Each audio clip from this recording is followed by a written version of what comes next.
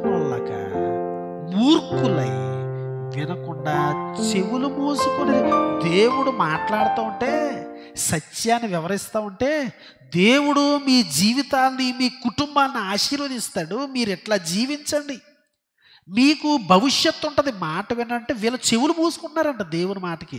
వారు చూడండి, అయితే వారు ఆలకింపనోలాక మూర్ఖులై వినకుండా చెవులు మూసుకుని ధర్మశాస్త్రమును పూర్వీకులైన ప్రవక్తల ద్వారా సైన్యములకు అధిపతి యెహోవా తన ఆత్మ ప్రేరణ చేత తెలియజేసిన మాటలను తాము వినకుండునట్లు హృదయములను కురువిందము వలె కఠినపరుచుకొనిరి గనుక సైన్యములకు అధిపతి యెహోవా యొద్ద నుండి మహోగ్రత వారి మీదకి వచ్చును. కావున సైన్యములకు అధిపతి యెహోవా సెలవిచ్చినదేమనగా, నేను పిలిచినప్పుడు వారు ఆలకింపకపోయిరు గనుక వారు పిలిచినప్పుడు నేను ఆలకింపను. మరియు వారు ఎరుగని అన్యజనములలో నేను వారిని చెదరగొట్టెదను.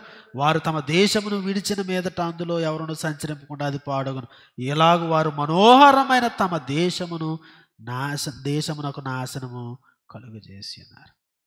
దేవుని మాట వినకపోతే, చెవులు మూసుకుంటే, సత్యం వైపు నిలబడకుండా అసత్యం వైపు నేను నిలవబడతాను, నేను ఇది ఎలా ఉంటుంది అది ఎలా ఉంటుంది అని దేవుని యొక్క లిమిట్స్ని నేను టెస్ట్ చేస్తాను అంటే ఏం జరుగుద్ది? మనోహరమైన తమ దేశమునకు నాశనము కలుగజేసిరి, మనోహరమైన తమ కుటుంబమునకు నాశనము కలుగజేసిరి, మనోహరమైన తమ బిడ్డల యొక్క భవిష్యత్తుకు నాశనము కలుగజేసిరి. దేవుడు మనోహరమైన భవిష్యత్తును ఇస్తే ఎవరో నాశనం చేసేది దేవుడు కాదు, దేవుడు కాదు. ఎవరు నాశనం చేస్తున్నారు? మాట విననటువంటి ప్రజలు.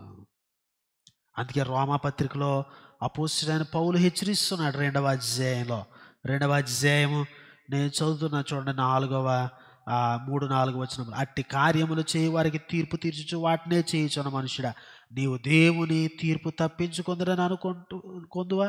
లేదా దేవుని అనుగ్రహము మారు మనసు పొందుటకు నిన్ను ప్రేరేపించుచున్నదని ఎరుగక ఆయన అనుగ్రహ ఐశ్వర్యమును సహనమును దీర్ఘశాంతమును తృణీకరించును.